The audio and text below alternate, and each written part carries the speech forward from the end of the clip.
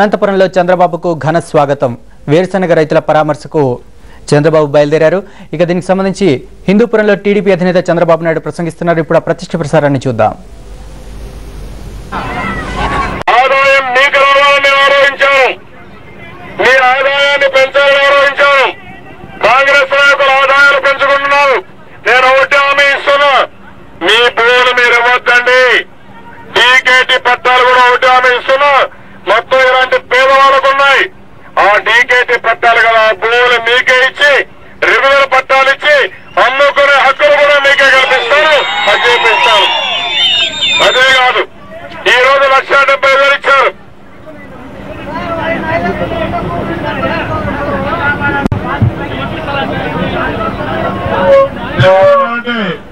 నువ్వు ఇవ్వద్దు, నువ్వు పోరాడు, తిరిగి నీ భూమి మీకే ఇప్పించేస్తాను.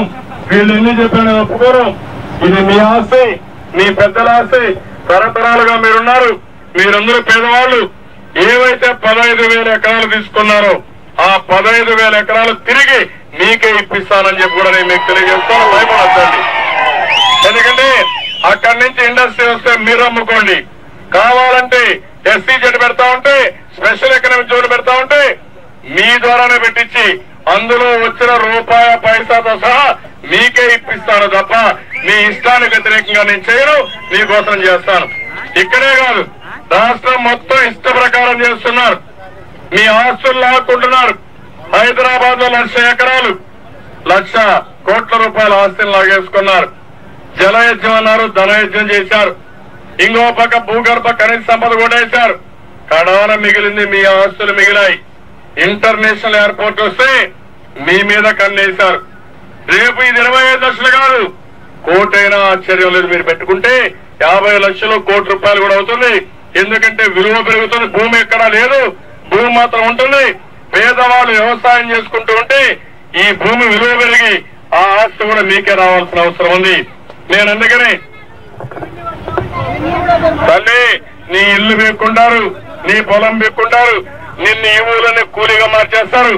ఈ కాంగ్రెస్ వాళ్ళు నమ్ముకుంటే చాలా సమస్యలు వస్తాయి. ఏమైనా కూడా 4 నెలలే టైము. మామూలుగా అయితే 2 నెలల్లో ఎన్నికలు వస్తాయి, లేకపోతే 4 నెలల్లో వస్తాయి. నేనున్నా, మీరేం భయపడద్దండి. ఇంట్లో నుంచి బయట పోవద్దండి, పొలాలు వదిలిపెట్టద్దండి.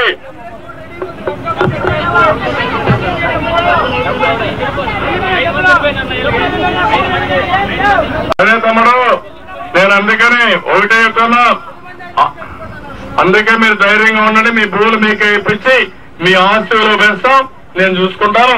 3 నెలలు ఓపిక పట్టిన కలవని నేను చూస్తాను, సరేనా? తమ్ముడు, తెలుగుదేశం పార్టీ ముందుంటాం, సర్పంచ్ ఉంటాడు, మండల పార్టీ కన్వీనర్ ఉంటాడు, ఇక్కడ నాయకులు ఉంటాం, మీ ముందుంటాం.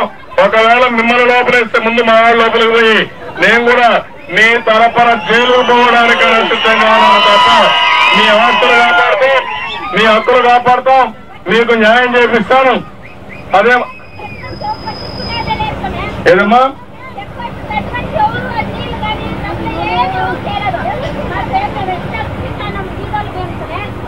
అదే 4 రోజులు ఓపి పట్టు అన్ని సాధించుకుందాం.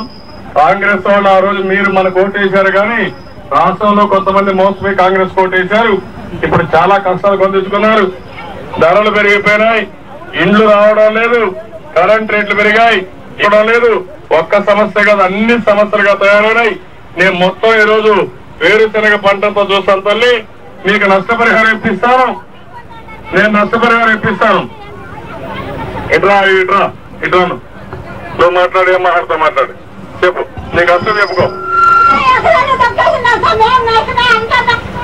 నీకు డీకేటీ పట్టా ఉందా, రెగ్యులర్ పట్టా ఉందా?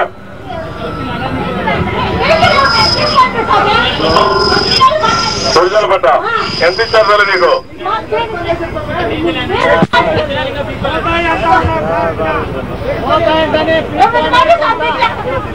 9 మంది బిడ్డలు. నేను ఏమి ఇవ్వద్దో నేనున్నా, నేను చూసుకుంటాను.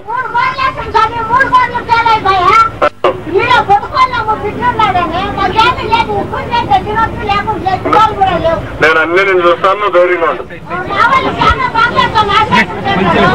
ఏమ్మా ఆసుపత్రికి పోయాడు. ఆసుపత్రిలో మందులు కూడా లేవు. ఉన్నాయా మందులు? ప్రైవేట్ హాస్పిటల్ పోయాడు. హాస్పిటల్లో మందులు లేవు. ఇప్పుడే మా వాళ్ళైతే టీచర్లు అంతా ఆందోళనలో ఉన్నారు. వాళ్ళ సమస్యలు ఉన్నాయి.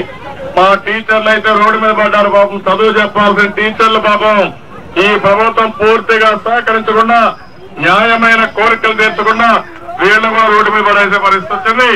నేను ప్రభుత్వాన్ని డిమాండ్ చేస్తున్నా, ఇమ్మీడియట్ గా ఎట్టే పరిస్థితులు కూడా ఈ రోజు లోపల ప్రభుత్వం మిమ్మల్ని పిలవాలి, చర్చలు చేయాలి, మీ సమస్యల పరిష్కారం చేసి ఈ యొక్క సమ్మె నిరవధిక సమ్మెని నివారించాల్సిందిగా ప్రభుత్వాన్ని హెచ్చరిస్తున్నాను. మేము పూర్తి సంఘీభావాన్ని తెలియజేస్తామని మా టీచర్స్ కి అందరికి హామీ ఇస్తూ, మరొకసారి ఇక్కడికి వచ్చినప్పుడు మీ సమస్యలను చూసే తల్లి ఇంకా చాలా దూరం పోవాలి, తప్పకుండా పరిష్కారం చేస్తాను, మీకు అండగా ఉంటాం. ఓకే అమ్మా, నమస్కారం. నమస్కారం తమ్ముళ్ళు. ఓకే, నమస్కారం. తెలుగుదేశం పార్టీ అధినేత చంద్రబాబు నాయుడు కొద్దిసేపటి క్రితం అనంతపురం జిల్లా హిందూపురం విచ్చేశారు. పెద్ద సంఖ్యలో తరలివచ్చిన టీడీపీ నాయకులు, కార్యకర్తలు ఆయనకు ఘన స్వాగతం పలికారు. కాంగ్రెస్ ప్రభుత్వం వేరుశనగ రైతులకు అన్యాయం చేస్తోందని, తెలుగుదేశం అధికారంలోకి వస్తే రైతులకు న్యాయం జరుగుతుందని ఆ పార్టీ ఎమ్మెల్యే పరిటాల సునీత అన్నారు. ఇవాళ జిల్లాలో పర్యటిస్తున్న చంద్రబాబు వేరుశనగ రైతుల సమస్యలపై దృష్టి పెడతారని చెప్పారు.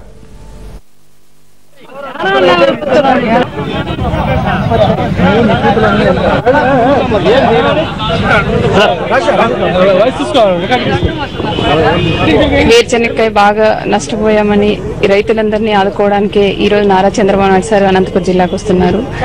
ఈ రోజు వచ్చి సార్ కూడా మేము ఒకటే డిమాండ్ చేస్తున్నాం, ఒక్కొక్క ఎకరాకు వచ్చి 10,000 రూపాయలు కూడా డిమాండ్ చేయాలని సార్ని అడుగుతున్నాం. అదేవిధంగా నెక్స్ట్ రాబోయే ప్రభుత్వం కూడా మాదే కాబట్టి ప్రభుత్వం వచ్చిన తర్వాత, తెలుగుదేశం ప్రభుత్వం వచ్చిన తర్వాత ఒక్కొక్క రైతుకి 5 ఎకరాలకి వేరుశనగకాయ కూడా ఫ్రీగా ఇవ్వాలని సార్ని కూడా డిమాండ్ చేసి అడుగుతున్నాం.